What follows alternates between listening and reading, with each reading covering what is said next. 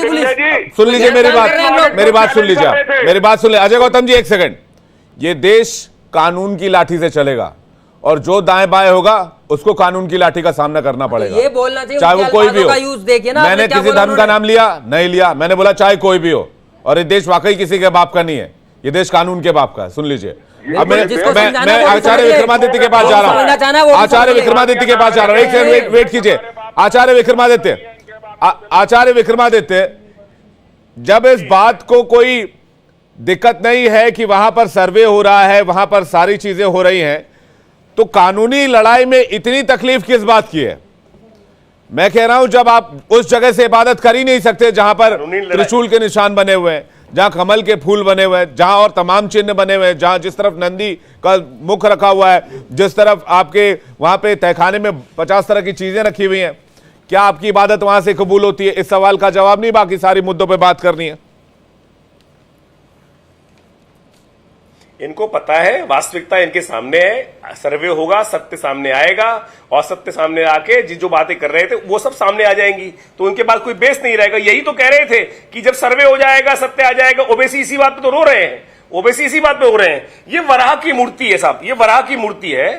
वराह की मूर्ति उस परिसर में विद्यमान है, उस परिसर में वहां विद्यमान है। इनसे पूछ लीजिए कि वराह की मूर्ति के समक्ष, जिनके धर्म के अंदर वराह का दर्शन भी अशुभ माना जाता है, उस मूर्ति के समक्ष बैठ के कैसे नमाज अदा कर रहे हैं और कैसे वो नमाज कबूल हो रही है। यहां पूछिए बैठे बिलाल खान साहब, यहां बिलाल खान साहब बैठ रहे हैं। मैं तो कह रहा हूं कि जहां जिस धर्म का मूल वास्तविक तौर पे दिखाई देता है, कि जहां वास्तविक तौर पे घृणा पे चलता है धर्म, हमारे यहां तो किसी की मना नहीं है, हम तो सबके मना करते हैं। ये वराह की मूर्ति के समक्ष बैठकर वहां पर पूजा, वहां पर अपनी इबादत करते हैं। कैसे करते हैं भाई? खोजो, कितने लोग अपने किताब के, दिव्य किताब के अनुसार से धर्म भ्रष्ट करा रहे हो। ठीक है, मेरे साथ दो और मेहमान जुड़ गए हैं। हाजी मेहदीन रंगरेज साहब जुड़ गए हैं। अरे मेहमानों को तो जोड़ ले। नाजिम खान जी, मेहमानों को जोड़ लूं मैं? सर मुझे अरे भैया, मैं दो मेहमानों को इंट्रोड्यूस तो करा दूं। अरे आप ही के पैनलिस्ट हैं भाई, उनको इंट्रोड्यूस तो करा दूं। हम बोल देते, अरे इनके सबसे आपत्ति है, इन्होंने क्या कहा कि ये किताब है, आफत फैला रही है। एक सेकंड, आपने नहीं टोका सर? हाँ तो आप टोक दीजिएगा ना। मैं तो बोल रहा हूँ कि मैं तो आप हमें, अरे मैं मेहमानों को इंट्रोड्यूस तो कर दूं, उसके बाद करते रहिएगा। आपत्ति दर्ज आप ही का शो है, कराते रहिए जितनी देर आपको आपत्ति दर्ज करानी है। तो हमारे साथ इस वक्त आचार्य राज मिश्रा भी जुड़ गए। आपका भी बहुत बहुत स्वागत है आचार्य राज मिश्रा जी। जय श्री राम। और मेहरदीन साहब, मैं आपसे शुरू करता हूं। जो अभी तक डिबेट चल रही थी वो ये चल रही थी कि जो तस्वीरें सामने आई हैं, जो साक्ष्य सामने आए हैं, क्या उस बात को कबूल नहीं कर लेना चाहिए? और कबूल करने में आखिर दिक्कत क्या है? कौन सी परेशानी है? कौन सी तस्वीर ऐसी है सर जो आप कह रहे हैं कि गलत है? और इनको तस्वीर भी दिखाइए बीच में। मैंने सारी तस्वीर देख रखी है सर। आप देखिए, बड़ी वाली स्क्रीन पे दिखाऊंगा, देखिए दिखाइए। देखिए आप तस्वीर देखते देखते आप बोलिए। देखिए आप, देखिए तस्वीर, आप अब बोलिए। आप क्या है ये तस्वीर सर? बताइए क्या है ये जिसे ये तो फवारा है सर। ये फवारा है। ये क्या है? ये क्या है? ये क्या है? ये क्या है बताइए? ये नकाशी है। क्या होता है? नकाशी नहीं है, ये नकाशी है सर। बताइए क्या? ये सब नकाशी बनाए हुआ है अलग से, देखिए। अच्छा, ये नकाशी। एक सेकंड आचार्य राज मिश्रा जी, एक सेकंड। ये देखिए, ये क्या है बताइए? क्या है? ये जो अलग अलग तस्वीरें मैंने अभी आपको दिखाई है, कुछ नहीं है। ये कुआं है। अच्छा, और इससे पहले ये क्या है? ये आला है। इससे पहले एएसआई के सर्वे में ये क्या है? ये अल्लाह लिखा हुआ है। त्रिशूल का ये क्या है? ये आकृति बनी हुई है। ये क्या है? ये ओम बनाया हुआ है जबरदस्ती का। अच्छा, जबरदस्ती ओम बना हुआ। ये क्या है? ये क्या है? ये क्या है? ये कमल का फूल है। और ये क्या है? आकृति है ये भी एक। और ये क्या है? त्रिशूल नहीं है? ये त्रिशूल में डमरू होता है, डमरू है नहीं इसमें। कहां नहीं है? त्रिशूल में डमरू है सीधा, और ये त्रिशूल सीधा खड़ा होता है, ये लेटा हुआ है।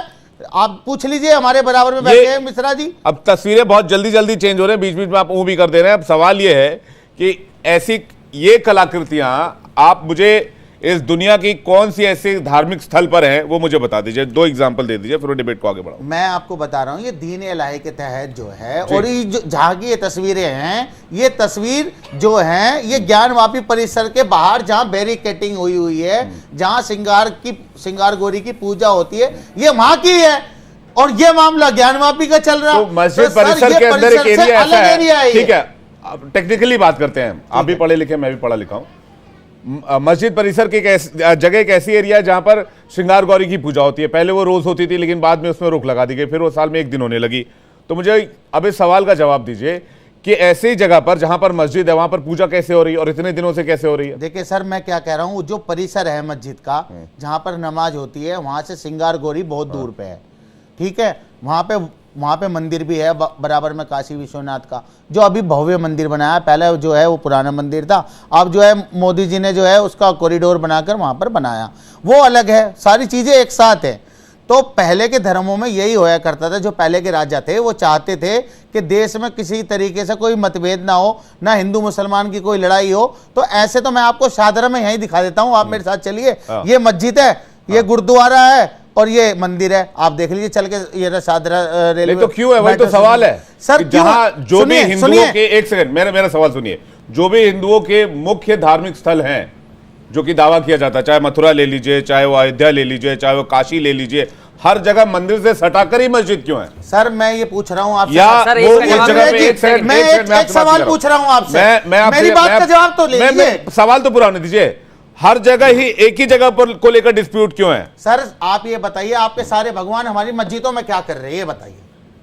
तो आप तो ये जो एक सेकंड पहले ये बताइए, मुझे एक बात बताइए, क्योंकि आप विवाद खड़ा करना चाहते हैं। मुगल पहले आए थे या पहले हिंदू यहाँ रह रहे थे?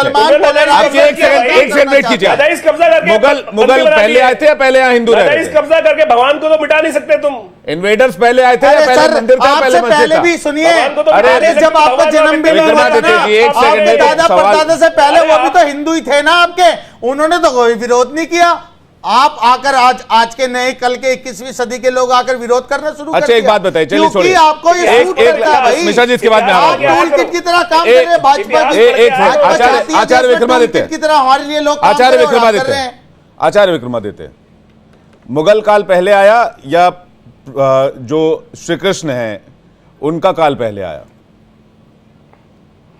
इनसे पूछे मूर्ति का भाई। अब इनको पढ़ने की आवश्यकता है। अरे मूर्ति का भाई, मेरे सवाल का जवाब, मूर्ति का भाई, मेरे सवाल का जवाब दीजिए। 123 साल पहले भगवान कृष्ण का युद्ध,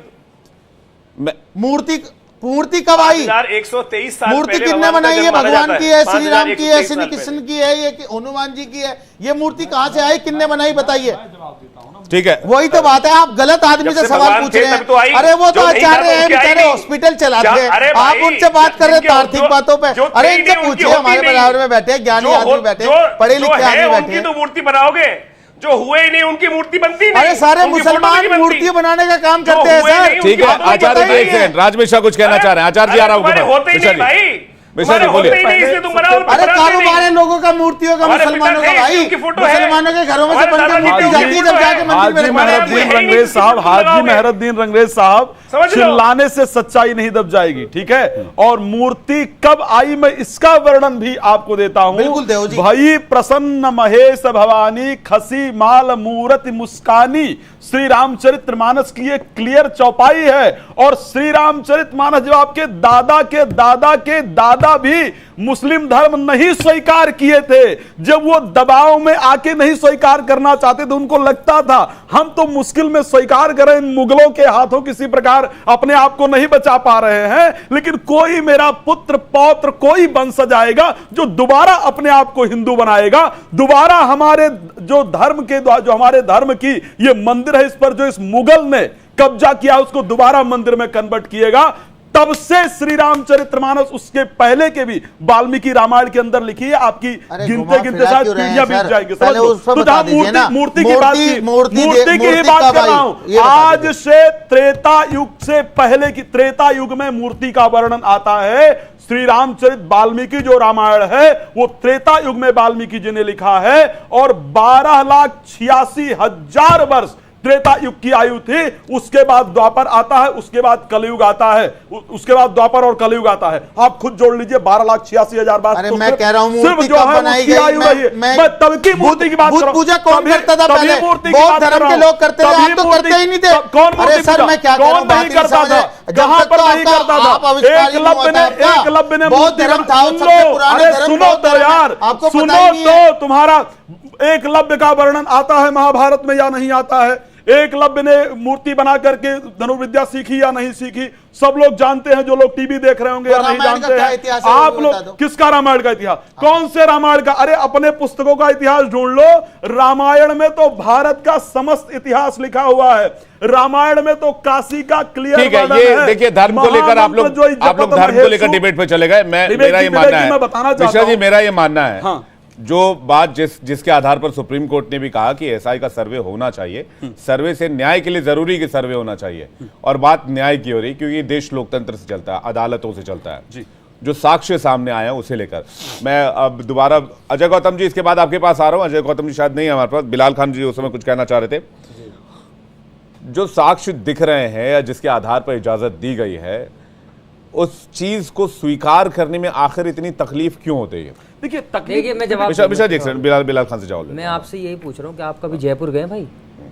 आप जयपुर गए? आपसे पूछ रहा हूँ मैं। हाँ, मैं जयपुर गया, मैं पूरा हिंदुस्तान घूम चुका हूँ। बस ठीक है। आपने जयपुर में ये नहीं देखा गली गली मोहल्ले मोहल्ले में हिंदू मुसलमान के घर बिल्कुल बराबर में मिले हुए, और same to same copy to copy जो हिंदू का घर है वो मुसलमान का घर है, बिल्कुल सेम टू सेम देख लेना। एक ऐसी वहां पर मॉन्यूमेंट्स बने हुए हैं जो आपको ये नहीं पता चल सकता कि ताजमहल डिस्प्यूटेड नहीं, मैं बता रहा हूँ सभ्यता। अगर पुराने लोगों को ये पता होता कि आज यहाँ बैठकर हिंदू मुसलमान पे लड़ाई लड़ेंगे, मंदिर मस्जिद पे लड़ाई लड़ेंगे, तो वो ये काम पहले नहीं करते। वो पहले देख रहे थे मंदिर और मस्जिद मिले हुए हैं, मंदिर और मस्जिद। सुनिए सर, एक मिनट, मैं आपको बता रहा हूँ, आपको मैं चैलेंज कर रहा हूँ यहाँ पर बैठकर, अगर मंदिर मस्जिद नहीं मिले हुए हो, अगर आप मंदिर की बात करें तो आप इसका पॉजिटिव वे ले लिए, दिखा दो जहां पर कमल का फूल बना हो, एक मस्जिद गणेश जी की मूर्ति बनी हो, एक मस्जिद दिखा दो जहां पर शंख बना हो, एक मस्जिद की बात कर रहा हूं।